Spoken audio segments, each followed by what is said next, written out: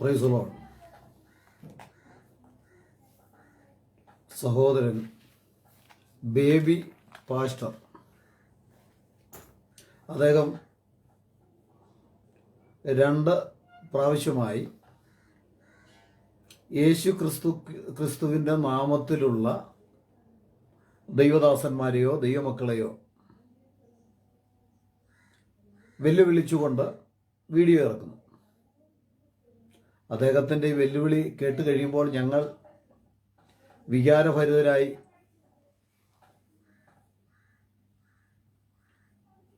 അദ്ദേഹത്തോട് സംസാരിക്കും എന്നായിരിക്കാം ആ മാന്യ സ്നേഹിതൻ്റെ ചിന്ത. ഞങ്ങൾക്ക് അദ്ദേഹത്തെ ഓർത്ത് സഹതാപമാണ് തോന്നുന്നത്. അദ്ദേഹം ഈ കാളമുക്കറയിടുന്ന പോലെ, അതായത് നമുക്കറിയാം, ശമൂവേലിനോട് പറഞ്ഞ യുദ്ധത്തിന് പോകുമ്പോൾ അവിടുത്തെ ഒന്നും വേണ്ട എന്ന് പറഞ്ഞിട്ടും യഹോവയ്ക്ക് യാഗം കഴിക്കണം എന്നുള്ള ഉദ്ദേശം, അതിനുവേണ്ടി അവിടെയുള്ള കൊഴുത്ത ആടുമാടുകളെയെല്ലാം പിടിച്ചുകൊണ്ട് വന്നു. കർത്താവിൻ്റെ കൽപ്പന അനുസരിച്ചെന്ന് കള്ളം പറഞ്ഞതിന് ശേഷം ശമൂവേൽ ചോദിക്കുന്നുണ്ട്, പിന്നെ എൻ്റെ കാതിൽ കേൾക്കുന്ന മുക്കറയുടെ ശബ്ദം എന്താണ്? അനുസരിക്കുന്നത് യാഗത്തേക്കാൾ, ശ്രദ്ധിക്കുന്നത് മുട്ടാടുകളുടെ മേധസ്സിനേക്കാൾ നല്ലതല്ലോ. ഈ ബേബി എന്ന് പറയുന്ന അദ്ദേഹം സ്വയം പാസ്റ്റർ എന്ന് തൻ്റെ പോസ്റ്റിൽ എഴുതി വെക്കാറുണ്ട്. ആയിക്കോട്ടെ, ഏതെങ്കിലും ഒരു സഭയുടെ പാസ്റ്ററാണെങ്കിൽ ഓക്കെ, അതിനകത്ത് ഞങ്ങൾക്ക് പ്രശ്നമില്ല. എന്നാൽ അദ്ദേഹം യേശുക്രിസ്തുവിൻ്റെ നാമത്തെക്കുറിച്ച്, യേശുക്രിസ്തുവിൻ്റെ നാമക്കാരുടെ ഉപദേശത്തെക്കുറിച്ചോ ആ മാന്യ സ്നേഹിതന് യാതൊന്നും അറിയത്തില്ല എന്നുള്ളത് സാധാരണ യേശു നാമക്കാർക്കെല്ലാം അറിയാം. അദ്ദേഹത്തിൻ്റെ ആ മെസ്സേജ് കേട്ട് കഴിഞ്ഞാൽ അറിയാം, യേശു നാമക്കാർക്കറിയാം. തൃത്വത്തിലുള്ള ചിലർക്ക് യേശുക്രിസ്തുവിൻ്റെ നാമത്തിൽ ഉപദേശം അറിയാൻ പാടില്ലാത്ത പലരുമുണ്ട്. അവർക്കൊരു പക്ഷേ അദ്ദേഹം പറയുന്നത് ശരിയായിട്ട് തോന്നിയേക്കാം. എന്നാൽ അദ്ദേഹം പറയുന്ന മുഴുവൻ പമ്പര വിഡ്ഢിത്തമാണ്. യാതൊരു വിധത്തിലും യേശുക്രിസ്തുവിൻ്റെ നാമക്കാർ ഇതുവരെ ആ മെസ്സേജുകൾ വെച്ചുകൊണ്ട് ഞങ്ങൾ ചോദിക്കുകയാണ്. അങ്ങനെ ചോദിച്ചാൽ അദ്ദേഹത്തിന് മറുപടി ഒന്നും തരാൻ കാണില്ല. കാരണം എന്താ? അദ്ദേഹം മാത്രമല്ല, തൃത്തക്കാർ പലരും 1-2 വ്യക്തികളുടെ പേര് പറയുന്നുണ്ട്. യേശുക്രിസ്തുവിൻ്റെ നാമം ഉണ്ടാക്കിയത് ഇന്ന വ്യക്തികളാണ്.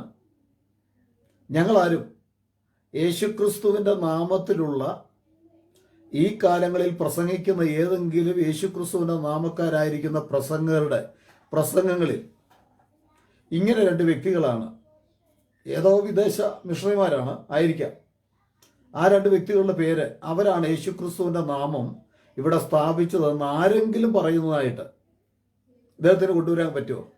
ഇല്ല. വിശുദ്ധ ബൈബിൾ നന്നായിട്ട് പഠിക്കുമ്പോൾ പിന്നെ അദ്ദേഹം വേറെ ഒരു മഹാപോഷ്ക്ക് പറയുന്നുണ്ട്. അത് സാധാരണ ഇവിടെയുള്ള പല സുവിശേഷ പണ്ഡിതന്മാരെന്ന് ജനങ്ങൾ വാഴ്ത്തിപ്പാടുന്ന പലരും പറയാറുള്ള ഒരു വാക്കാണ്. 1914 ശേഷമാണ് യേശുക്രിസ്തുവിൻ്റെ നാമം ഉണ്ടായത്. അതും പമ്പര വിഡ്ഢിത്തം. യേശുക്രിസ്തുവിൻ്റെ നാമത്തെക്കുറിച്ച് യാതൊരു വിലയുമില്ലാതെ ഇവരിങ്ങനെ സംസാരിക്കുക എന്ന് പറഞ്ഞാൽ ഇവരെ ഭരിക്കുന്ന ആത്മാവ് ഏതാണെന്ന് നമ്മൾ പരിശോധിക്കണം. ഒരിക്കലും ദൈവത്തിൻ്റെ പരിശുദ്ധാത്മാവ് അല്ല എന്നുള്ളതിന് അനവധി തെളിവുകളുണ്ട്. 1914 യേശുക്രിസ്തുവിൻ്റെ നാമക്കാരുണ്ടായത്. ഇദ്ദേഹം പറയുന്നത് 110 വർഷമേ ആയിട്ടുള്ളതാണ്.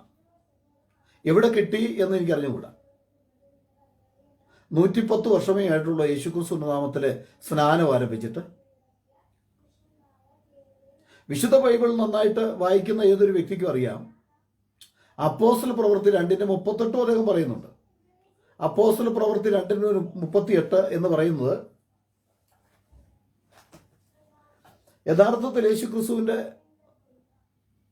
നാമത്തിലുള്ള സ്നാനത്തെക്കുറിച്ച് ഇദ്ദേഹം പറയുമ്പോൾ 110 വർഷമേ ആയിട്ടുള്ളൂ ഈ സ്നാനം ആരംഭിച്ചിട്ടേ ഉള്ളൂ എന്ന് പറയുമ്പോൾ അപ്പോസ്തല പ്രവൃത്തി 2:38 വിശുദ്ധ ബൈബിളിൽ രേഖപ്പെടുത്തിയത് 130 വർഷത്തിന് മുമ്പാണ്.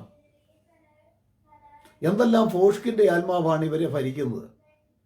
ഇതിൻ്റെയൊക്കെ കാരണം യേശുക്രിസ്തുവിന്റെ നാമത്തോടുള്ള ഇവരുടെ വലിയ വിദ്വേഷമാണ്. ഇത്രമാത്രം യേശുക്രിസ്തുവിന്റെ നാമത്തോട് ഇവർക്ക് വിദ്വേഷം ഉണ്ടാകേണ്ട കാര്യം എന്താ?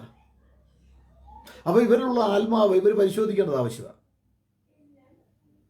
വാസ്തവത്തിൽ യേശുക്രിസ്തുവിന്റെ നാമത്തിന്റെ യാതൊരു ഉപദേശവും, പ്രത്യേകിച്ച് ഈ ബേബി എന്ന് പറയുന്ന ഈ പാസ്റ്റർ, അദ്ദേഹത്തിന് അറിയത്തില്ല. അദ്ദേഹം പറയുന്നത് യേശുവിൻ്റെ നാമത്തിൽ സ്നാനപ്പെട്ടാൽ എല്ലാം തീരും എന്നാണ് ഞങ്ങൾ പഠിപ്പിക്കുന്നത്. അങ്ങനെ ഞങ്ങൾ പ്രവർത്തിക്കുന്ന സഭകളിൽ പഠിപ്പിക്കുന്നതായിട്ട് ഏതെങ്കിലും വിശ്വാസികൾ പറയുന്നുണ്ടോ? അല്ല, ഞങ്ങളുടെ സഭയിൽ ആരാധന ഇദ്ദേഹം വന്ന് കണ്ടിട്ടുണ്ടോ? കർത്താവായ യേശുക്രിസ്തുവിൻ്റെ നാമത്തിൽ ആരാധന നടത്തുന്ന സഭകളിൽ എന്തെല്ലാം ഉപദേശങ്ങൾ പഠിപ്പിക്കുന്നുവെന്ന് ഇദ്ദേഹത്തിന് അറിയാവോ? ഇദ്ദേഹം പറയുക യേശുവിൻ്റെ നാമം എപ്പോഴും യേശുവിൻ്റെ നാമം പറഞ്ഞുകൊണ്ടിരിക്കുക. ഞങ്ങൾക്ക് ആ നാമം ശ്രേഷ്ഠനാമമാണ്. ഇവിടുത്തെ ബന്ധക്കോസുകാർ യേശുവിൻ്റെ നാമം പുച്ഛിക്കുന്ന പോലെ ഞങ്ങൾ പുച്ഛിക്കില്ല. ഞങ്ങൾക്ക് ഏറ്റവും വിലപ്പെട്ട നാമം അത് തന്നെയാണ്. ഏറ്റവും ഉയർത്തുന്ന നാമം അത് തന്നെയാണ്. അപ്പം ഞങ്ങളുടെ ജീവിതത്തിൽ എപ്പോഴും ആ നാമത്തിന് ഒരു വലിയ വിലയുണ്ട്. ഇവിടുത്തെ ക്രിസ്ത്യാനിക്ക് അത് വേണ്ടെങ്കിലും ഞങ്ങളത് തള്ളിക്കളയില്ല. അതുകൊണ്ട് ഞങ്ങൾ യേശുവിൻ്റെ നാമം മാത്രമേ പറയുന്നുള്ളൂ. മറ്റു ഉപദേശമൊന്നും ഇവർക്കൊന്നും അറിയത്തില്ല. ഞങ്ങൾ പലപ്പോഴും പല വീഡിയോകളിൽ പറഞ്ഞിട്ടുണ്ട്, പെന്തക്കോസുകാരും ഇവിടുത്തെ പെന്തക്കോസുകാരും ഞങ്ങളുമായിട്ടുള്ള വ്യത്യാസം ഞങ്ങൾ പലപ്പോഴും പറഞ്ഞിട്ടുണ്ട്.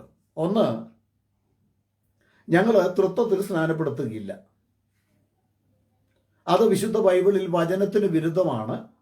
അങ്ങനെ തൃത്വത്തിലുള്ളൊരു സ്നാനം ഇതുവരെ എങ്ങും നടന്നിട്ടില്ല. ഇപ്പോഴും പെന്തക്കോസുകാർ നടത്തുന്നുണ്ട്. ചരിത്രത്തിലോ പഴയ ചരിത്രത്തിൽ AD 200 മുൻപ് അങ്ങനെ ഒരു സ്നാനം നടന്ന ഒരു തെളിവ് എടുത്തു തരാൻ ഇവിടുത്തെ പെന്തക്കോസുകാർക്ക് കഴിഞ്ഞിട്ടില്ല, കഴിയുകയില്ല. അതുപോലെ ദൈവം ഏകനെന്ന് വിശ്വസിക്കും, ദൈവം ത്രിയേകനെന്ന് ഞങ്ങൾ വിശ്വസിക്കുന്നില്ല. ഈ രണ്ട് വിഷയം പ്രധാനമായിട്ട് ഈ രണ്ട് വിഷയമാണ്. അത് അതിപ്രധാനമായിട്ടുള്ള വിഷയങ്ങളാണ്. ഈ രണ്ട് വിഷയങ്ങളാണ് ഇവിടുത്തെ പെന്തക്കോസുകാർ IPC ആണെങ്കിലും അസംബ്ലീസ് കോഡ് ആണെങ്കിലും അതുപോലെ തന്നെ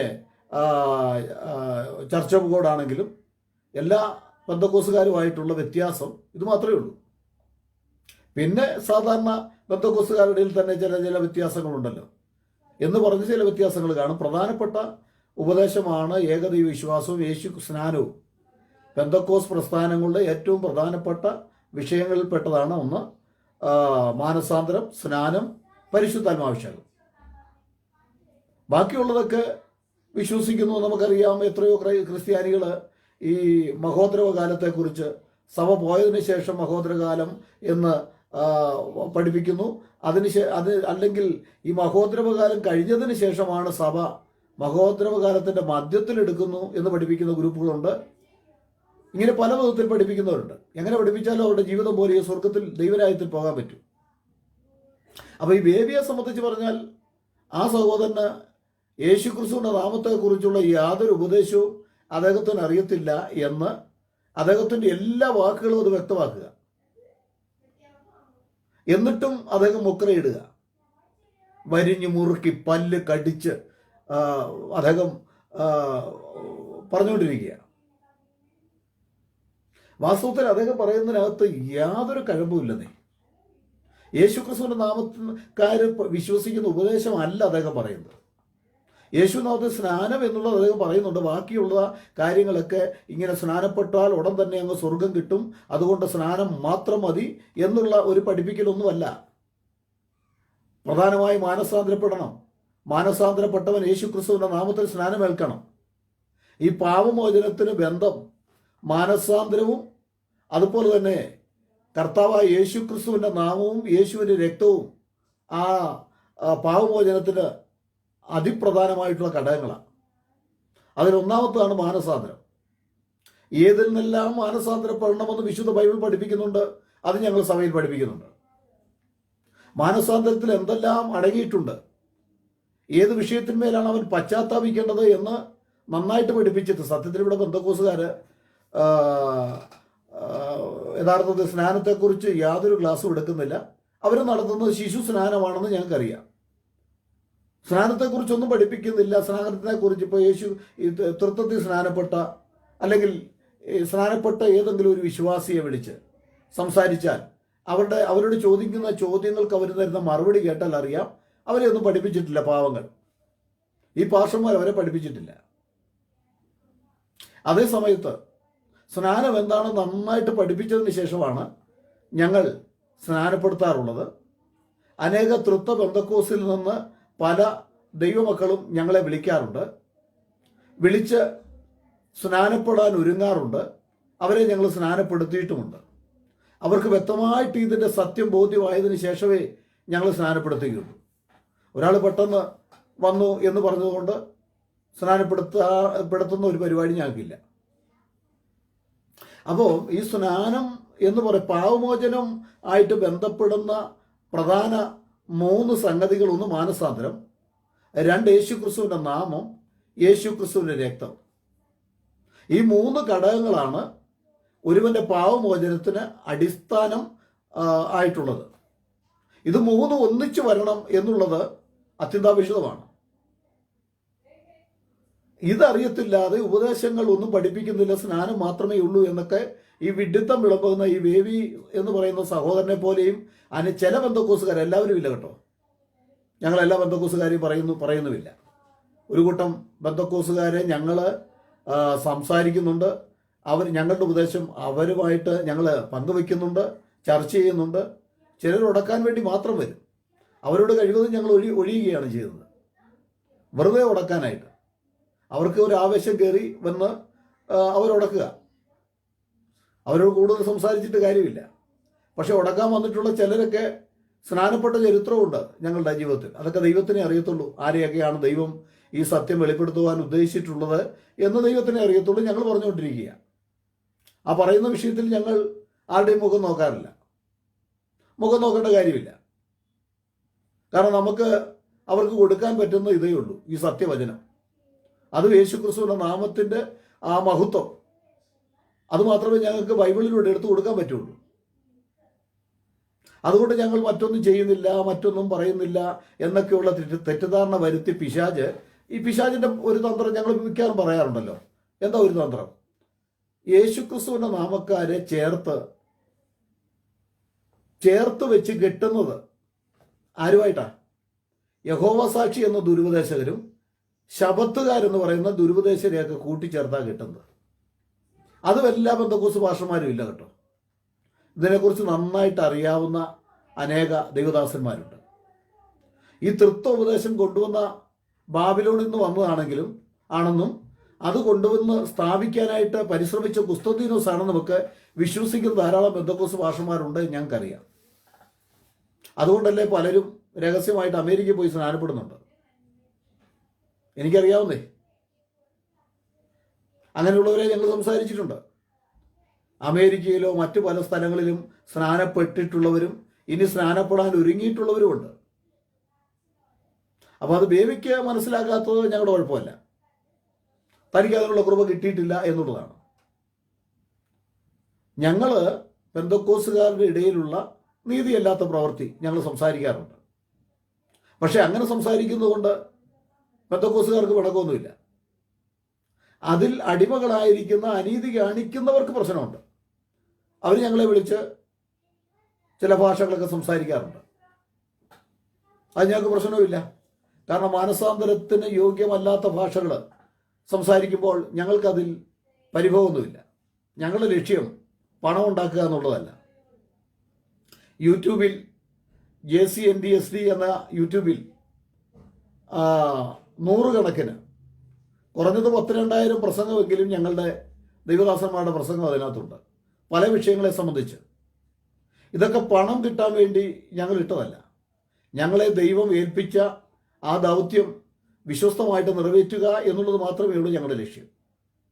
അപ്പോൾ പ്രിയ ഈ ബേബി എന്ന് പറയുന്ന സഹോദരൻ അറിയേണ്ട സംഗതി, യഥാർത്ഥത്തിൽ പാപമോചനത്തിന് അടിസ്ഥാന ഘടകം മാനസാന്തരമാണെന്ന് ഞങ്ങൾ പ്രസംഗിക്കുന്നുണ്ട്. അപ്പോൾ തന്നെ യേശുക്രിസ്തുവിന്റെ നാമം അതിൽ ഉൾപ്പെടുന്നു, യേശുവിന്റെ രക്തവും.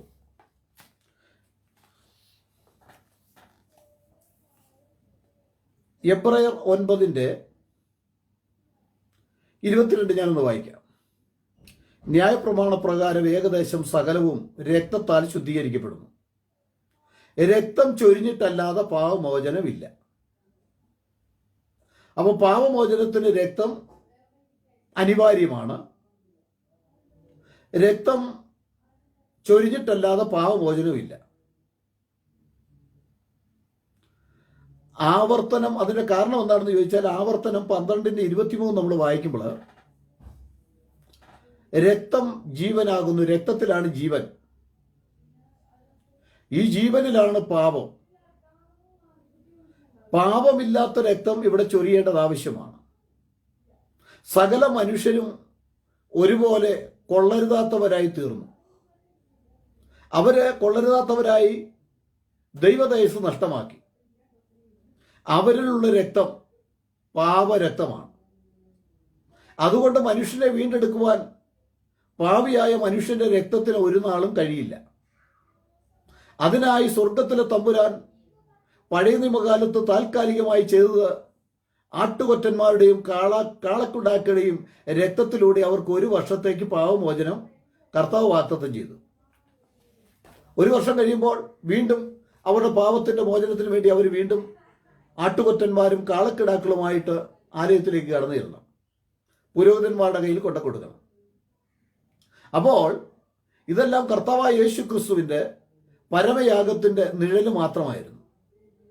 പൊരുളായ യേശു ഇവിടെ കടന്നു വന്നപ്പോൾ ഇനി ആട്ടുകൊറ്റന്മാരുടെയും കാളക്കിടാക്കളുടെയും അതുപോലെ മനുഷ്യന്റെ പാപപരിഹാരത്തിന് വേണ്ടിയുള്ള യാതൊരു ക്രിയയുടെയും ഒരു പൗരോഹിത്യത്തിന്റെയും ആവശ്യമില്ല എന്ന് വിശുദ്ധ ബൈബിൾ വളരെ വ്യക്തമാക്കി നമ്മെ പഠിപ്പിക്കുന്നുണ്ട്.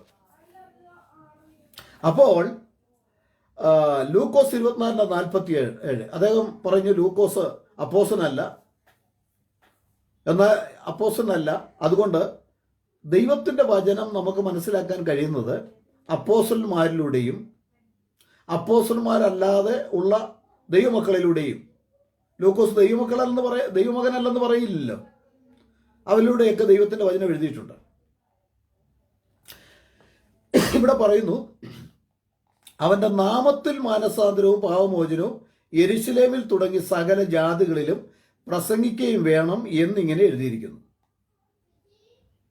അപ്പോൾ രക്തം ചൊരിഞ്ഞിട്ടല്ലാതെ പാപമോചനമില്ല. അപ്പോൾ തന്നെ പരിശുദ്ധാത്മാവ് ഇവിടെ രേഖപ്പെടുത്തിയിരിക്കുന്നത് അവന്റെ നാമത്തിൽ മാനസാന്തരവും പാപമോചനവും യെരുശലേമിൽ തുടങ്ങി സകല ജാതികളിലും പ്രസംഗിക്കുകയും വേണം എന്നിങ്ങനെ എഴുതിയിരിക്കുന്നു. അപ്പോസ്തലപ്രവൃത്തി 22:16 വായിക്കുമ്പോൾ, ഞാൻ വായിച്ച് വിടുന്നത് മാത്രമേ ഉള്ളൂ, വിശദീകരിക്കാൻ പല കാര്യങ്ങളുണ്ട്. എങ്കിലും അത് ഞങ്ങൾ JCNDSD എന്ന ഗ്രൂപ്പിലൂടെ ഞങ്ങൾ അത് കുറേശ്ശെ ഞങ്ങളത് പറയുന്നുണ്ട്. അത് മാത്രമല്ല, എല്ലാ ബുധനാഴ്ചയും എല്ലാ ശനിയാഴ്ചയും 9 മണിക്ക് ശേഷം ലൈവിൽ ഞങ്ങൾ പല വിഷയങ്ങൾ ഇതിനെക്കുറിച്ച് ഞങ്ങൾ ചർച്ച ചെയ്യാറുണ്ട്. അതൊക്കെ എല്ലാ സ്നേഹിതർക്കും അനുഗ്രഹമായി തീരണം. അതുകൊണ്ടാണ് ഞങ്ങൾ പറയുന്നത്. അപ്പോസ്തലപ്രവൃത്തി 22:16 ഇനി താമസിക്കുന്നതെന്ത്, എഴുന്നേറ്റ് അവന്റെ നാമം വിളിച്ച് പ്രാർത്ഥിച്ച് സ്നാനമേറ്റ് നിന്റെ പാപങ്ങൾ കഴുകിക്കളക. അപ്പോൾ സ്നാനത്തിലൂടെയും മാനസാന്തരവും യേശുക്രിസ്തുവിന്റെ നാമത്തിലുള്ള സ്നാനത്തിലൂടെയും യേശുക്രിസ്തുവിന്റെ രക്തം മനുഷ്യ ജീവിതത്തിലേക്ക് അതിൻ്റെ ഒരു വ്യാപാര ശക്തി സ്വർഗത്തിലെ ദൈവം അയക്കുന്നു എന്ന് നമുക്ക് കാണുവാൻ കഴിയുന്നു. അതുകൊണ്ടാണ് അപ്പോസ്തലനായ പൗലോസിനോട് പറയുന്ന വാക്കായത്, ഇനി താമസിക്കുന്നതെന്ത്, എഴുന്നേറ്റ് അവന്റെ നാമം വിളിച്ച് പ്രാർത്ഥിച്ച് സ്നാനമേറ്റ് നിന്റെ പാപങ്ങൾ കഴുകിക്കളക. അപ്പോസ്തലപ്രവൃത്തി 10:43 വായിക്കുമ്പോൾ, അവനിൽ വിശ്വസിക്കുന്ന ഏവനും അവന്റെ നാമം മൂലം പാപമോചനം ലഭിക്കും എന്ന് സകല പ്രവാചകന്മാരും സാക്ഷ്യം പറയുന്നു. എല്ലാ പ്രവാചകന്മാർക്കും പറയാനുള്ളത് എന്താ? അവനിൽ വിശ്വസിക്കുന്ന ഏവനും അവന്റെ നാമം മൂലം പാപമോചനം ലഭിക്കുന്നു. അപ്പോൾ യേശുവിന്റെ രക്തം പാപമോചനത്തിന് അനിവാര്യമാണ്. യേശുവിന്റെ നാമം പാപമോചനത്തിന് അനിവാര്യമാണ്. ഈ 2 വിഷയങ്ങൾ നമ്മൾ ചിന്തിച്ചു. പിന്നെ നമ്മൾ ബൈബിളിലൂടെ കാണുമ്പോൾ നിങ്ങൾ മാനസാന്തരപ്പെടണം. മാനസാന്തരപ്പെടുന്ന വ്യക്തിക്ക് പാപമോചനം ലഭിക്കുവാൻ മാനസാന്തരവും പാപമോചനത്തിന് ആധാരമായ യേശുക്രിസ്തുവിന്റെ നാമവും യേശുവിൻ്റെ രക്തവും അവിടെ അവൻ്റെ ജീവിതത്തിൽ കടന്നു വരുന്നതായിട്ടാണ് നമുക്ക് കാണുവാൻ കഴിയുന്നത്. അവനിൽ വിശ്വസിക്കുന്ന ഏവനും അവൻ്റെ നാമം മൂലം പാപമോചനം ലഭിക്കുമെന്ന് സകല പ്രവാചകന്മാരും സാക്ഷ്യം പറയുന്നു. ബേബി സഹോദരൻ്റെ അഭിപ്രായം വെച്ച് ഈ നാമം എന്നുള്ള ഭാഗങ്ങളെല്ലാം വെട്ടിമാറ്റണമല്ലോ. ഈ നാമമെല്ലാം മുറിച്ചു മാറ്റി അവിടെയെല്ലാം ഒരു ബ്ലേഡ് വെച്ച് അല്ലെങ്കിൽ ഒരു വയറിന് വെച്ച് അത് എല്ലാം മായ്ച്ചു കളഞ്ഞതിന് ശേഷമായിട്ട് ബൈബിൾ കൊണ്ട് നടക്കുക. ഞങ്ങൾ ബൈബിളിൽ ഇല്ലാത്തത് പറയുന്നില്ല. വിശുദ്ധ ബൈബിളിൽ എന്ത് പറയുന്നുവോ അത് അതേ രീതിയിൽ അത് കൂട്ടിച്ചേർക്കാതെ വചനത്തിലൊട്ടും ഞങ്ങൾ കൂട്ടിച്ചേർക്കില്ല. അതുകൊണ്ടല്ലേ ഞങ്ങൾ ത്രിയേക ദൈവം എന്ന് പഠിപ്പിക്കാത്തത്. ദൈവം ഏകൻ ഏകൻ ഏകനെന്ന് ബൈബിളിൽ വാക്യമുണ്ട്, ത്രിയേകനെന്നൊരു വാക്യമില്ല. അതുകൊണ്ട് ഞങ്ങൾക്ക് ആ ത്രിയേക ദൈവവും വേണ്ട. ആ ത്രിയേക ദൈവം ഞങ്ങൾക്കൊന്നും ചെയ്യാനില്ല. തൃത്വ ദൈവവും ഞങ്ങൾക്ക് ആവശ്യമില്ല. ഇത്രയൊക്കെ ഉള്ളൂ ഇവിടുത്തെ പെന്തക്കോസുകാരും ഞങ്ങളുമായിട്ടുള്ള വ്യത്യാസം. ഉടൻ തന്നെ ഞങ്ങളെ കൊണ്ട് യഹോവ സാക്ഷിയുടെയും ശാബതുകാരുടെയും ദുരുപദേശത്തോട് കൂടെ കൂട്ടിച്ചേർത്ത് പഠിപ്പിക്കാനായിട്ട് പിശാച് വളരെ പരിശ്രമിച്ചു. എനിക്കറിയാം, ഞങ്ങളെ ആത്മാർത്ഥമായി സ്നേഹിക്കുന്ന തൃത്വത്തിൽ ഉള്ള ഒരു കൂട്ടം ആൾക്കാരുണ്ടെന്ന് ഞങ്ങൾക്കറിയാം. ഞങ്ങൾ അവരുമായിട്ട് സംസാരിക്കുന്നുണ്ട്.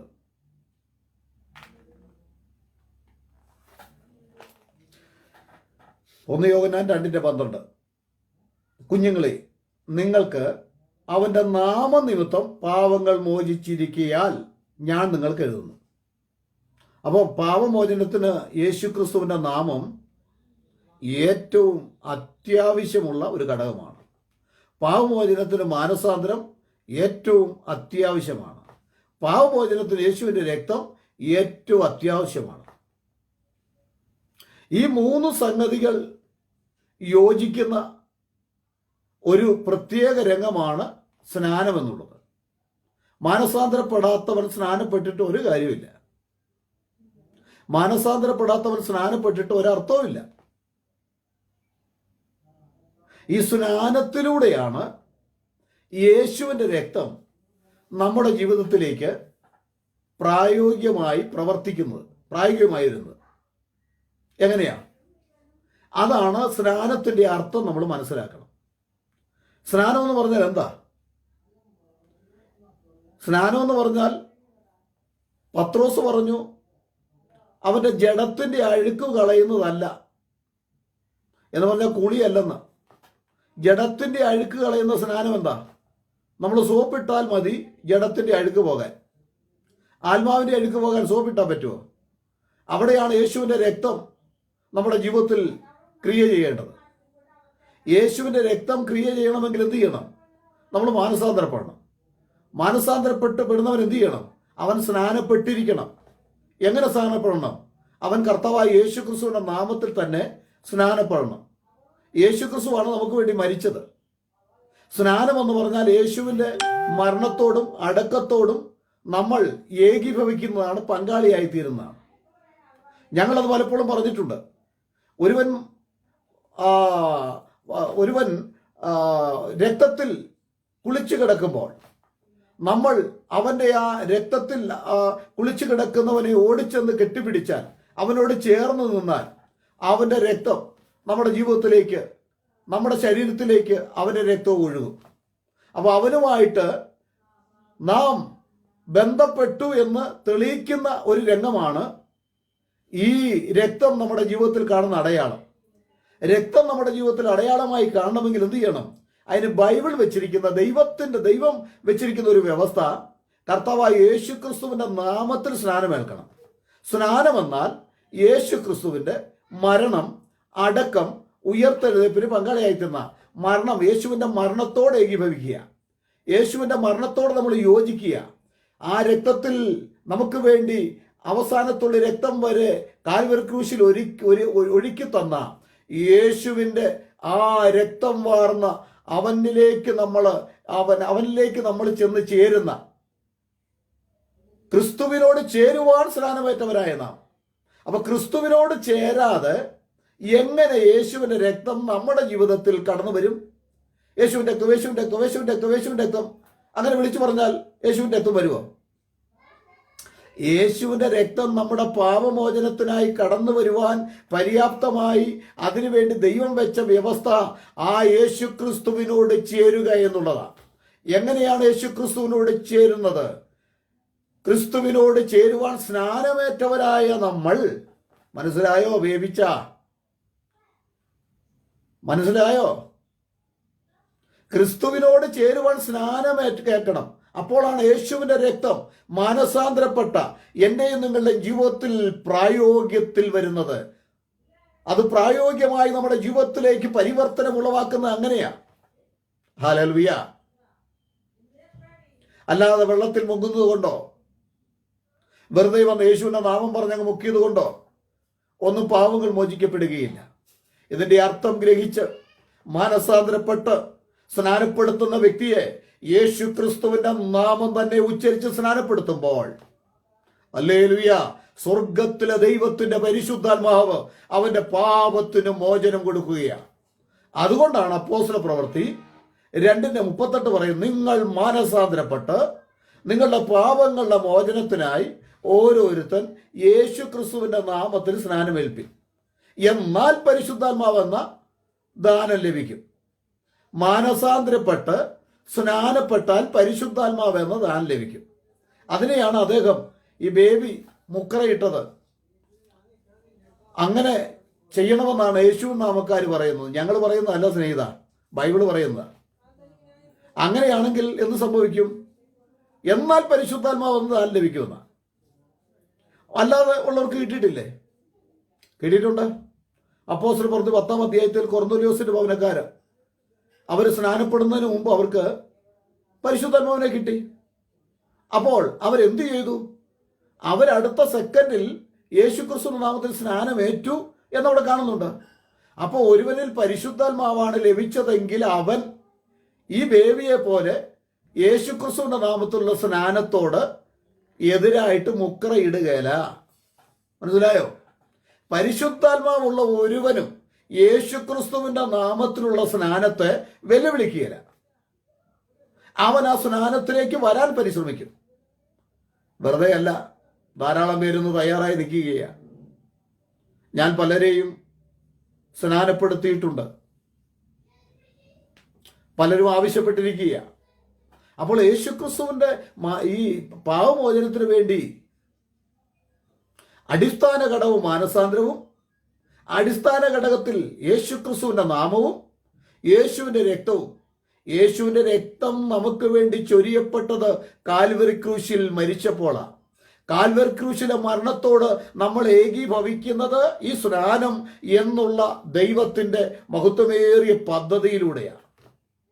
മനസ്സിലായോ? വേവിച്ച പെന്തക്കോസ്തുകാർക്കെതിരെ നല്ല വെല്ലുവിളി നടത്തുന്നുണ്ട്. അവരുടെ അനീതിക്കെതിരെ സംസാരിക്കുന്നുണ്ട്. നല്ല കാര്യമാണ്. പക്ഷേ മാനസാന്തരപ്പെട്ട് പാപങ്ങൾ മോചിച്ചതിന് ശേഷം, പാപമോചനം പ്രാപിച്ച് പരിശുദ്ധാത്മാവ് പ്രാപിച്ച് സംസാരിക്കണം. അല്ലെങ്കിൽ പല്ലു കടിച്ചും വരിഞ്ഞു മുറുക്കി ഒരു വല്ലാത്ത കണ്ടീഷനൊക്കെ ഒന്ന് സംസാരിക്കേണ്ട ഗതികേട് വരും. ഒരുവൻ പരിശുദ്ധാത്മാവ് പ്രാപിക്കുന്നത് എങ്ങനെയാ? ഞങ്ങളൊക്കെ പരിശുദ്ധാത്മാവ് വിശ്വസിക്കുന്നവരാ. ഞങ്ങളിൽ പരിശുദ്ധാത്മാവുണ്ട്, പരിശുദ്ധാത്മാവ് പ്രാപിച്ചിട്ടുണ്ട്. യഥാർത്ഥ പരിശുദ്ധാത്മാവ് എന്താണെന്ന് നന്നായിട്ട് ഞങ്ങൾ പഠിപ്പിക്കുന്നുണ്ട്. അല്ലാതെ ഒന്നും പഠിപ്പിക്കാതെ യേശു നാമം മാത്രം ഇങ്ങനെ പറഞ്ഞുകൊണ്ട് നടക്കുന്നു എന്ന് തെറ്റിദ്ധരിക്കരുത്. ഇനി നിങ്ങൾക്ക് സംശയമുണ്ടെങ്കിൽ നിങ്ങളൊരു വിഷയത്തെ, ബൈബിളിലുള്ള ഏതെങ്കിലും ഒരു വിഷയം എടുത്ത്, മറ്റേതെങ്കിലും വിഷയം എടുത്ത് ഒന്ന് സംസാരിക്കാനായിട്ട് കടന്നു വരൂ. അപ്പം ഞങ്ങൾ ആ വിഷയത്തെക്കുറിച്ച് നിങ്ങളോട് പറയുന്നത് എന്താണെന്ന് നിങ്ങൾക്ക് കേൾക്കാം. അപ്പോൾ അതിനെക്കുറിച്ചുള്ള ഞങ്ങളുടെ ആ ദൈവവചനത്തിലുള്ള ദൈവം തന്നിട്ടുള്ള പരിജ്ഞാനവും കൃപയും എന്താണെന്ന് നിങ്ങൾക്ക് ഗ്രഹിക്കാൻ കഴിയുമല്ലോ. ഒന്നും അറിയത്തില്ലാതെ വെറുതെ കിടന്ന് വായ്ത്താളം അടിക്കല്ലേ വേവിച്ച. നിങ്ങളെപ്പോലെയുള്ള ഒരു വ്യക്തി പറയേണ്ട വാക്കുകളൊക്കെയല്ല ഈ 2 വീഡിയോയിൽ പറയുന്നത്. അപ്പോൾ കുഞ്ഞുങ്ങളെയും നിങ്ങൾക്ക് അവൻ്റെ നാമനിമിത്തം പാപങ്ങൾ മോഹിച്ചിരിക്കയാൽ ഞാൻ നിങ്ങൾക്ക് എഴുതുന്നു. അപ്പോസ്തലപ്രവൃത്തി അതുകൊണ്ടാണ് പറയുന്നത്, മറ്റൊരുത്തനിലും രക്ഷയില്ല, നാം രക്ഷിക്കപ്പെടുവാൻ ആകാശത്തിൻ്റെ കീഴിൽ മനുഷ്യരുടെ ഇടയിൽ നൽകപ്പെട്ട വേറൊരു നാമവുമില്ല. യേശു ക്രിസ്തുവിൻ്റെ നാമത്തിൽ മാത്രമാണ് രക്ഷ. യഹോവയുടെ നാമത്തിൽ രക്ഷയില്ല. യഹോവയുടെ നാമം എന്ന് പറയുന്നത് യേശു ക്രിസ്തുവിൻ്റെ നാമത്തേക്കാൾ താഴ്ന്ന നാമമാണ്. ഇത് ഇസ്രായേൽ ജനത്തിന് വേണ്ടി മാത്രം രക്ഷയ്ക്ക്. നമുക്കറിയാം, യഹോവ എന്നുള്ള നാമം, യഹോവ എന്നുള്ള പേരുമില്ല. യാവേ, യാവേ എന്ന് അവിടെ പറയുന്നത്. ആ യാവേ എന്നുള്ള നാമം, ആ യാവേ, യാഹുവേ, യാഹോഷുവ, യഹോവഷുവയായി വന്നവൻ, യഹോവ രക്ഷകനായി വന്നവൻ. യഹോഷുവ എന്ന് പറഞ്ഞാൽ യഹോവ രക്ഷയായി തീർന്നിരിക്കുന്നു എന്നതിൻ്റെ അർത്ഥം. അപ്പൊ യേശു എന്ന് പറയുന്നത് യഹോഷുവ, യേശു എന്നുള്ള വാക്കുമില്ല. അപ്പൊ കാര്യങ്ങൾ പഠിക്കേണ്ട വിധത്തിൽ പഠിച്ച് മുൻപോട്ട് പോണേ വേവിച്ച. എന്തെങ്കിലുമൊക്കെ ഇങ്ങനെ വായ്ത്താളം അടിച്ച് ബന്ധക്കോസുകാരുടെ കുറ്റം മാത്രം പറഞ്ഞിട്ടൊന്നും കാര്യമില്ല. കാര്യങ്ങൾ ഗ്രഹിച്ച് പാപമോചനം പ്രാപിച്ച് മാനസാന്തരപ്പെട്ട് കർത്താവായ യേശു ക്രിസ്തുവിന്റെ നാമത്തിൽ സ്നാനമേറ്റ് പരിശുദ്ധാത്മാഭിഷേകം പ്രാപിക്കണം. അത് ദൈവത്തിന്റെ ദാനമാണ്. മാനസാന്തരപ്പെട്ട് കർത്താവായ യേശു ക്രിസ്തുവിന്റെ നാമത്തിൽ സ്നാനപ്പെടുന്നവർക്ക് കർത്താവ് കൊടുക്കുന്ന ദാനമാണ്. അതിന് സംശയമൊന്നുമില്ല.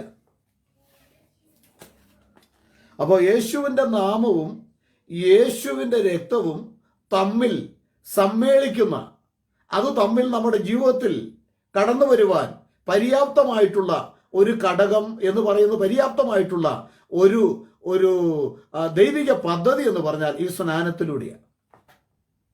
അത് കർത്താവായ യേശു ക്രിസ്തുവിന്റെ നാമം ഉച്ചരിക്കണം. അപ്പോസ്തലപ്രവൃത്തി 5-ാം അധ്യായത്തിന്റെ 28-ാം വാക്യം, ഈ നാമത്തിൽ പാപമോചനം ഉണ്ടോ? ഉണ്ടെന്നല്ലേ ബൈബിൾ പറയുന്നത്, ഉണ്ടെന്നല്ലേ യേശു പറയുന്നത്, ഉണ്ടെന്നല്ലേ അപ്പോസ്തലന്മാർ പറയുന്നത്. അപ്പോസ്തലപ്രവൃത്തി 5:28, ഈ നാമത്തിൽ ഉപദേശിക്കരുത് എന്ന് ഞങ്ങൾ നിങ്ങളോട് അമർച്ചയായി കൽപ്പിച്ചുവല്ലോ. നിങ്ങളോ യെരൂശലേമിനെ നിങ്ങളുടെ ഉപദേശം കൊണ്ട് നിറച്ചിരിക്കുന്നു. ആ മനുഷ്യന്റെ രക്തം ഞങ്ങളുടെ മേൽ വരുത്തുവാൻ ഇച്ഛിക്കുന്നു എന്ന് പറഞ്ഞു. ഈ നാമത്തിൽ മിണ്ടരുതെന്ന് പറഞ്ഞു. പക്ഷെ നിങ്ങൾ ആ നാമം എടുത്തു, അവന്റെ രക്തം ഞങ്ങളുടെ മേൽ വരുവാനിടയായി. അപ്പോൾ ഈ നാമത്തിനും രക്തത്തിനും തമ്മിൽ വലിയൊരു ബന്ധമുണ്ട് എന്നവിടെ കാണുന്നത്. യേശുവിന്റെ രക്തം സകല പാവം പോക്കി നമ്മളെ ശുദ്ധീകരിക്കുന്നു. ആ യേശുവിന്റെ രക്തത്തിന് ആകുമ്പോൾ ആ നാമത്തിനും പ്രാധാന്യമുണ്ട്. രക്തം ചൊരിഞ്ഞിട്ടല്ലാതെ പാവമോചനമില്ല. രക്തം ചൊരിയണമെങ്കിൽ എന്താവശ്യമാണ്? ഒരു ശരീരം ആവശ്യമാണ്. ആ ശരീരത്തിന് ഒരു പേരും അത്യന്താപേക്ഷിതമാണ്. അതുകൊണ്ടല്ലേ എബ്രായ ലേഖനം 2-ാം അധ്യായം 14-ാം വാക്യം വായിക്കുമ്പോൾ, മക്കൾ ജഡരക്തങ്ങളോട് കൂടിയവരാകൊണ്ട് അവനും അവരെ പോലെ ജഡത്തോടും രക്തത്തോടും കൂടിയവനായി വന്ന് മരണത്തിന്റെ അധികാരിയായ പിശാചിനെ തന്റെ മരണത്താൽ നീക്കി ജീവപര്യന്തം മരണഭീതികളിൽ അടിമകളായിരുന്നവരെയൊക്കെയും വിടുവിച്ചു. കണ്ടോ? അപ്പോൾ സ്നാനം ജഡത്തിന്റെ അഴുക്ക് കളയുന്നതല്ല. ജഡത്തിന്റെ അഴുക്ക് കളയാൻ സോപ്പിട്ട് നന്നായിട്ട് കുളിച്ചാൽ മതി. ജഡത്തിന്റെ അഴുക്ക് കളയാൻ വേണ്ടിയല്ല. മനുഷ്യനിൽ പറ്റിപ്പിടിച്ചിരിക്കുന്ന പാപം പോകുവാൻ, പാപത്തിന് പരിഹാരം വരുത്തുവാൻ ജഡത്തിന്റെ അഴുക്ക് കളയുന്ന സ്നാനം കൊണ്ട് കഴിയില്ലെന്നാ പത്രോസ് അവിടെ പറയുന്നത്. അതുപോലും കേട്ടിട്ട് മനസ്സിലാക്കാൻ കഴിയാത്ത നമ്മുടെ വേവിച്ചിനെ കുറിച്ച് എന്ത് പറയാനാ? ദുഃഖിക്കുകയല്ലാതെ എന്ത് പറയാനാ? അതെല്ലാം വെല്ലുവിളിക്കുക. അദ്ദേഹം പാപമോചനത്തിന് സ്നാനപ്പെടേണ്ട ആവശ്യമുണ്ടോ? ഉണ്ട്. എന്താണ്? യേശുവിൻ്റെ രക്തം നമ്മുടെ ജീവിതത്തിലേക്ക് കടന്നു വരുവാൻ അവൻ്റെ മരണത്തോട് അടക്കത്തോട് നമ്മൾ ഏകീഭവിക്കണം. ക്രിസ്തുവിനോട് ചേരുവാൻ സ്നാനമേറ്റവരായ നാം അവനോട് ചേരുമ്പോഴാണ് അവൻ്റെ രക്തം നമ്മുടെ ജീവിതത്തിൽ കടന്നു വരുന്നത്. അവൻ്റെ നാമത്തിൽ സ്നാനപ്പെടുമ്പോഴാണ് നിങ്ങൾ മാനസാന്തരപ്പെട്ട് നിങ്ങളുടെ പാപങ്ങളുടെ മോചനത്തിനായി ഓരോരുത്തരും യേശു ക്രിസ്തുവിൻ്റെ നാമത്തിൽ സ്നാനമേൽക്കുമ്പോഴാണ് അവൻ്റെ നാമത്തിൽ മാനസാന്തരവും പാപമോചനവും യെരൂശലേമിൽ തുടങ്ങി സകല ജാതികളിലും പ്രസംഗിക്കണമെന്നുള്ള ദൈവത്തിൻ്റെ ശ്രേഷ്ഠമേറിയ കൽപ്പന നിറവേറുന്നു.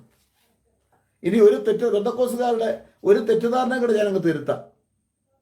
യേശുവിൻ്റെ അന്ത്യകൽപ്പന ഏതാ? യേശുവിൻ്റെ അന്ത്യകൽപ്പന ഏതാ? നിങ്ങൾ പറയും മത്തായിയുടെ സുവിശേഷം 28:19 അതാണോ യേശുവിൻ്റെ അന്ത്യകൽപ്പന? അതിനെക്കുറിച്ച് നന്നായിട്ട് നിങ്ങളൊന്ന് പഠിക്കണം.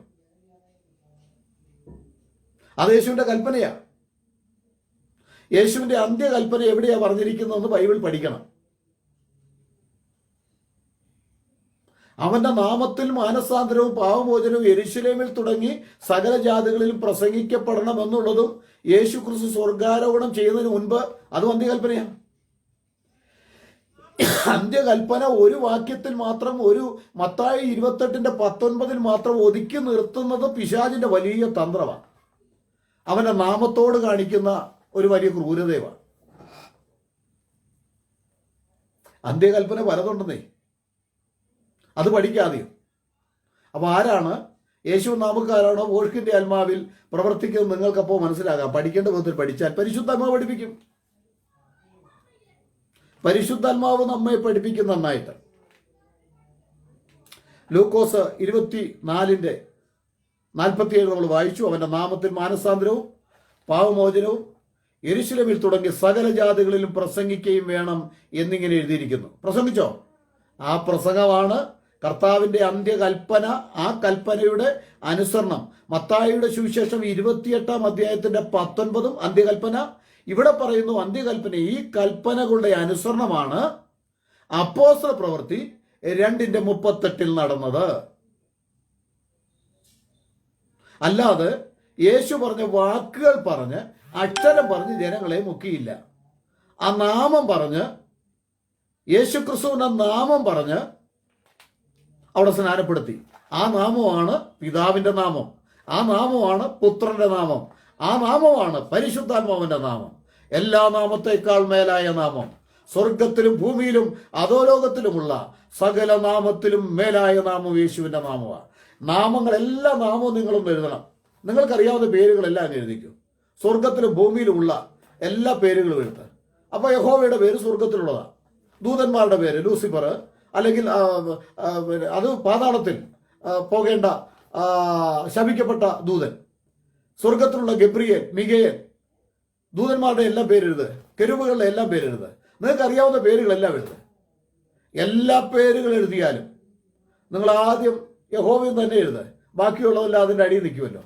അങ്ങനെ എഴുതി എഴുതി എഴുതി വരുമ്പോൾ സ്വർഗത്തിലും ഭൂമിയിലും അധോലോകത്തിലുമുള്ള എല്ലാ നാമത്തിലും മേലായ നാമം, യഹോവയുടെ നാമത്തിനും മുകളിൽ എഴുതാൻ ഒരു നാമമുണ്ടെങ്കിൽ ഞങ്ങൾ പ്രസംഗിക്കുന്ന യേശുവിന്റെ മഹത്വമേറിയ നാമം മാത്രമാണെന്ന് ഉറക്കെ പ്രഖ്യാപിക്കുവാൻ ഞങ്ങൾക്ക് കഴിയും. യേശുവിന്റെ നാമം നിങ്ങളുടെ മുക്കറ കൊണ്ട് തകർന്ന് തരിപ്പണമാകുന്ന, പൊട്ടിച്ചാമ്പലാകുന്ന ഒരു ചില്ലു കൊട്ടാരമല്ല. ആമേൻ. എൻ്റെ പൊന്ന് സ്നേഹിത ബേബി, ഞങ്ങൾ ആ നാമത്തിന്റെ മഹത്വം കണ്ടിട്ടുള്ളവരാ. അവന്റെ മഹിമ കണ്ട സാക്ഷികളാ. ഞങ്ങൾ കൊട്ടിഘോഷിക്കുന്നൊന്നുമില്ല. ഞങ്ങളുടെ ഇടയിൽ അത്ഭുതങ്ങളും അടയാളങ്ങളും വിവിധ വീര്യപ്രവൃത്തികളും സാത്താനിക കോട്ടകൾ തകർന്ന് അനേകരെ സ്വതന്ത്രമായി ഭ്രാന്തന്മാർ സൗഖ്യമായിട്ടുള്ള, അനേക മാരകരോഗികൾ സൗഖ്യമായിട്ടുള്ള, 1 അല്ല 9 അല്ല, അനവധി അനവധി സംഭവങ്ങൾ ഞങ്ങളുടെ ഇടയിൽ നടക്കുന്നുണ്ട്. ഞങ്ങളത് കൊട്ടിഘോഷിക്കാറില്ല. അവരവരുടെ സ്ഥലങ്ങളിൽ പോയി സാക്ഷ്യങ്ങൾ പറയുന്നു. പിന്നെ ആ ബേബിച്ചൻ പറഞ്ഞ ഒരു വാക്ക്, ഞങ്ങൾ സാക്ഷ്യം പറയുന്നില്ല, പരസ്യവും നടത്തുന്നില്ലെന്ന്. നിങ്ങൾക്കതാ പറഞ്ഞ യേശുക്രിസ്തുവിന്റെ നാമത്തെക്കുറിച്ച് ഒന്നും അറിയത്തില്ല. സാധാരണ മനുഷ്യർ പറയുന്ന ഒരു ചുക്കും അറിയത്തില്ല ബേബി.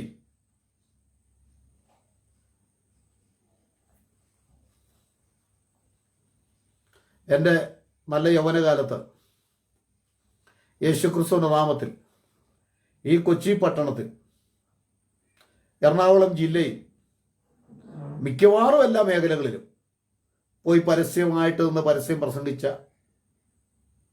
പ്രസംഗിക്കാനുള്ള ഭാഗ്യം സ്വർഗത്തിലെ തമ്പുരാൻ തന്നു.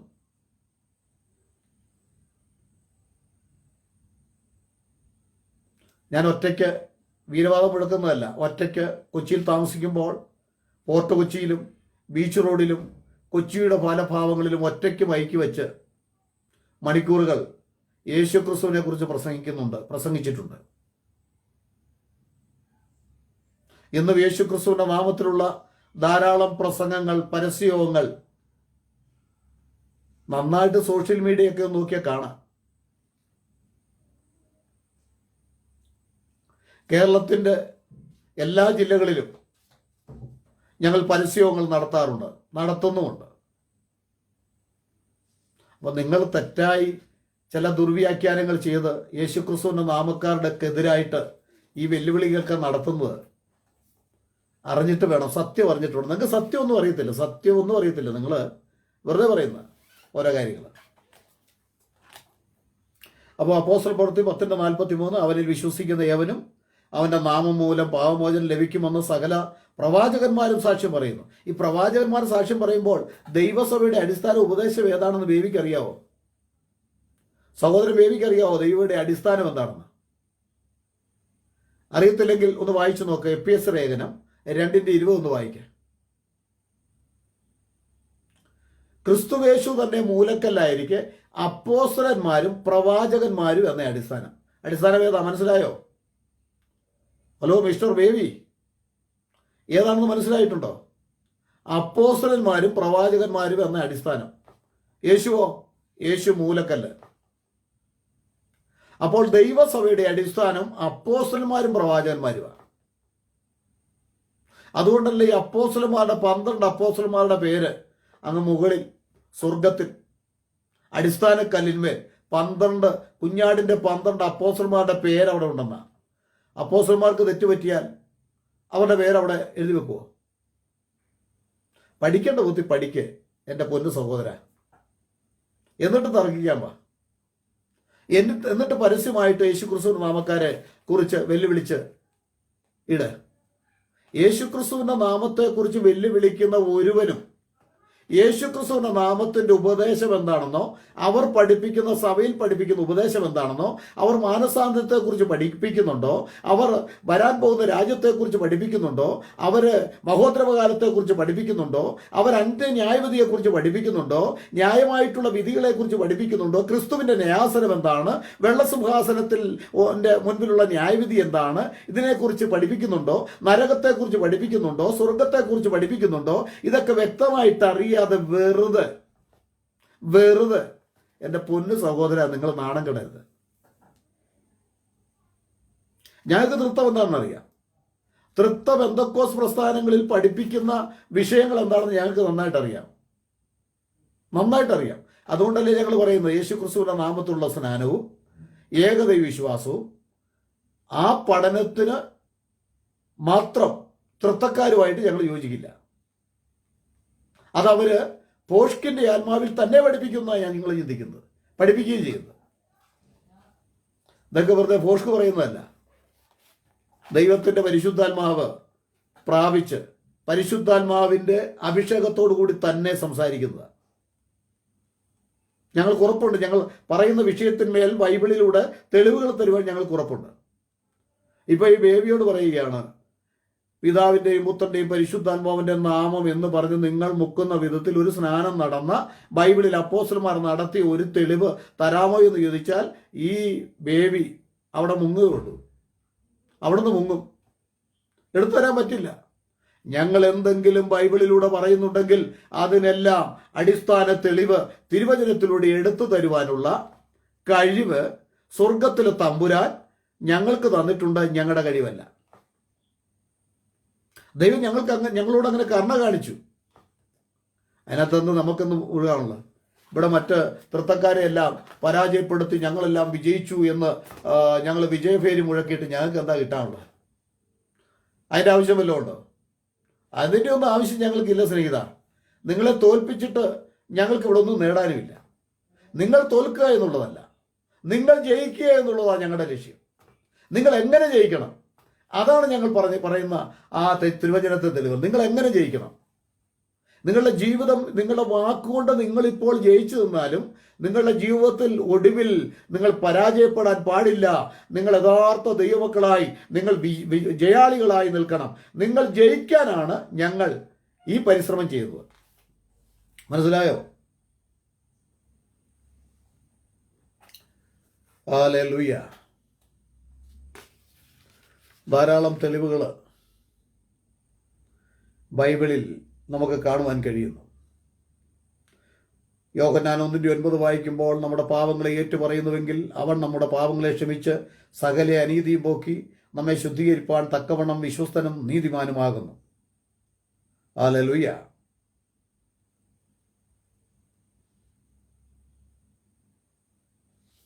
അങ്ങനെ ശ്രേഷ്ഠമേറിയ നാമം ഫിലിപ്പ്യ ലേഖനം 2:10 വായിക്കുമ്പോൾ അങ്ങനെ യേശുവിൻ്റെ നാമത്തിൽ സ്വർലോകരുടെയും ഭൂലോകരുടെയും അധോലോകരുടെയും മുഴങ്കാലൊക്കെയും മടങ്ങും. യേശുവിൻ്റെ നാമത്തിൽ സ്വർലോകരുടെയും ഭൂലോകരുടെയും എന്ന് പറഞ്ഞാൽ സ്വർഗത്തിലുള്ള സകലരുടെയും അധോലോകരുടെയും ഭൂലോകരുടെയും മുഴങ്കാലൊക്കെയും മടങ്ങും. എല്ലാ നാവും യേശു കർത്താവെന്ന്, യേശു യഹോവയെന്ന് ഏറ്റുപറയേണ്ടതായിട്ട് വരും. ഓക്കെ, ബേബിക്ക് വീണ്ടും വെല്ലുവിളിക്കാം. ഞങ്ങൾ മറുപടി തരും. സ്നേഹബുദ്ധിയാൽ മറുപടി തരും. പല്ല് കടിച്ച് യേശുവിൻ്റെ നാമത്തോടുള്ള വാശി എന്തെല്ലാം പ്രകടമാക്കാവോ അതൊക്കെ പ്രകടമാക്കി തന്നെ നടത്തിക്കൂ. ഒറ്റ ആഗ്രഹമുള്ളൂ, പ്രിയ ബേബി സഹോദരൻ ജയിക്കണം. ഞങ്ങൾ അവിടെ തോറ്റോട്ടെ, നിങ്ങൾ ജയിക്കണം. എങ്ങനെ ജയിക്കണം? യേശുവിൻ്റെ നാമത്തിൻ്റെ മഹത്വവും യേശുവിൻ്റെ നാമത്തിലുള്ള സ്നാനത്തിൻ്റെ മഹത്വവും യേശുവിൻ്റെ നാമത്തിൽ സ്നാനപ്പെട്ടിട്ടവർക്ക് ലഭിക്കുന്ന മഹത്വവും ഗ്രഹിച്ച്, ബൈബിളിലൂടെ ഗ്രഹിച്ച് യഥാർത്ഥ ദൈവമക്കളായി മാനസാന്തരത്തിന് യോഗ്യമായിട്ടുള്ള ഫലം കായ്ച്ച് ജീവിച്ച് കർത്താവ് താൻ ഗംഭീരനാഥത്തോടും പ്രധാന ദൂതന്റെ ശബ്ദത്തോടും ദൈവത്തിന്റെ കാഹളത്തോടും കൂടെ സ്വർഗത്തിൽ നിറങ്ങി വരുമ്പോൾ അവനോടൊപ്പം ആകാശമേഘങ്ങളിൽ എടുക്കപ്പെടുവാൻ ഞങ്ങളുടെ സഹോദരങ്ങൾ, ഇവിടുത്തെ പെന്തക്കോസ് പാസ്റ്റേഴ്സ്, നിങ്ങളെല്ലാവരും കാണുവാൻ ഞങ്ങൾ ആത്മാർത്ഥമായി ആഗ്രഹിക്കുന്നു. അതിനായി നമുക്ക് സ്നേഹസംവാദത്തിന് നമുക്കൊരുങ്ങാൻ ഞങ്ങൾ തയ്യാറാണ്. ഞങ്ങളുടെ ഗ്രൂപ്പിൽ അതിനുവേണ്ടി സമയം ഒരുക്കുന്നുണ്ട്. സമയം അതിനുവേണ്ടി ഞങ്ങളുടെ ദൈവദാസന്മാർ തയ്യാറായി നിൽക്കുന്നുണ്ട്. ഏത് സമയവും അതും കൂടി ഓർപ്പിക്കുകയാണ്. JCNDSD എന്ന ഗ്രൂപ്പിലൂടെ ഞങ്ങൾ ഇവിടെയുള്ള പെന്തക്കോസുകാരോട് സത്യം അറിയണമെന്ന് ആഗ്രഹിക്കുന്നവർ, ഇനി ഞങ്ങൾക്ക് തെറ്റ് പറ്റിയെങ്കിൽ നിങ്ങൾ പഠിപ്പിക്കുക, വന്ന് പഠിപ്പിക്കുക. അതിനുള്ള അവസരം ഞങ്ങൾ തരാം. നിങ്ങൾ ഞങ്ങളെ പഠിപ്പിക്കുക. ഞങ്ങളുടെ ചോദ്യങ്ങൾക്ക് മറുപടി തന്നാൽ മാത്രം മതി. നിങ്ങൾ ചോദിക്കുക, ബൈബിളിലൂടെ ഞങ്ങൾ മറുപടി തരാം. ദൈവമായ കർത്താവ് എല്ലാവരെയും അനുഗ്രഹിക്കട്ടെ. ആമേൻ.